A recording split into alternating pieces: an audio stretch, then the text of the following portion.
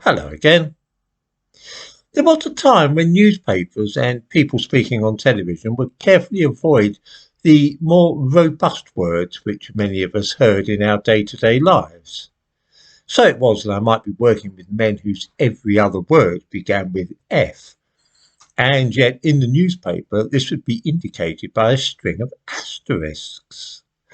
I always thought that absurd because everybody knew what the word was that had been censored in that way. Today, such words are thrown about liberally on the television, and are used freely by women and children as well. The mania for censorship and euphemism, though, hasn't faded away. It has instead found a new target, which is slang words used to describe members of various ethnic minorities in Britain. When once we talked of the F word, we now refer instead to the N word. I might say at this point that I've never in my life used this word. It's awful, but that doesn't mean that I should be unable to see it in print. It should not mean that I'm unable to read it out if I come across it in a book. We are told that it is offensive to black people to see it, and I don't doubt that this is true.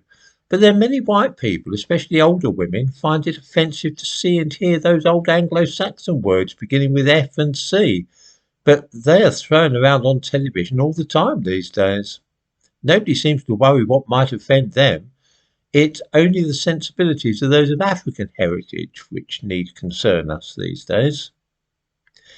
There's a more sinister side to this refusal to allow the N word to be seen in print, of course, and this is that there are now calls to ban or censor any books which contain this word.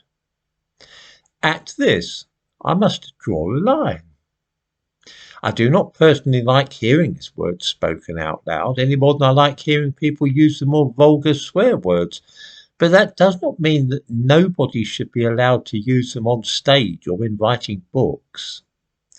The novel To Kill a Mockingbird, for instance, has long been held up as a brilliant example of an anti-racist text in literature. It's been used in schools for years. It's now avoided because it contains the N word. Mark Twain's Huckleberry Finn is also being avoided by many schools now because it contains the word, and the same is happening with Of Mice and Men by Steinbeck, which is an absolute classic of English literature, often used for GCSEs, and is now sinking into obscurity. In other words, it's not just newspapers and television which are being censored in this way, but also literature in both this country and the United States. Here's a few random books from my shelves which also contain the word and are like to be removed from schools and libraries if we're not careful. Brideshead Revisited uses the word and puts it into the mouth of one of the characters. Three Men in a Boat mentions it, and I don't know if older readers might remember the Jennings school stories. This book contains it, not in a racist sense, but he refers to the N word in the woodpile, which is an old idiom. Even more grotesquely, books by black people are also being censored to avoid the chance of anybody stumbling across the word. Roll of Thunder, Hear My Cry is a famous American novel written by Mildred Taylor, who is a black woman, and explores the theme of racial prejudice in the Deep South. Some school boards in America have ordered its removal now from school libraries because it contains the N word. Here's a wonderful example from this country. This book was published in 1909, and it was written by a black African who lived in London for a while and wrote about his impressions of this country in the Edwardian era. It's fascinating. I thoroughly recommend it. There's a publisher's note at the beginning which reads as follows. In this book are some expressions and depictions of prejudices that were common at the time it was written. We are printing the book as it was originally published because to make changes would be the same as pretending these prejudices never existed. Well, that's great. They're not going to be censoring this at all. Then we look at the chapters and see that they bear titles such as News and N-word, N-word Negress, Negroes and N-word.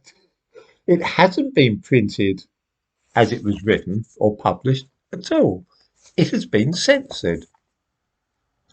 In other words, here is a book written by a black African and describing honestly his impressions of Britain over a century ago, but we cannot be allowed to read his actual words because they are racist. I'm guessing that the person at Penguin Books who did this was probably white, so savour that for a moment.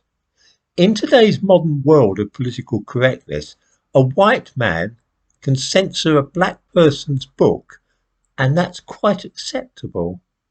That's strange or what? Lest anybody wonder why I'm talking of the N word in this mealy mouthed fashion rather than reading it out loud, the answer is simple. There are people who constantly complain to YouTube about me, and this really would be giving them an open goal, which I'm sure that YouTube would like to remove this video. It has been almost a year since I've had any run-ins with YouTube like that, had videos removed or been suspended or anything, and I rather hope to continue in the same fashion for another year if possible.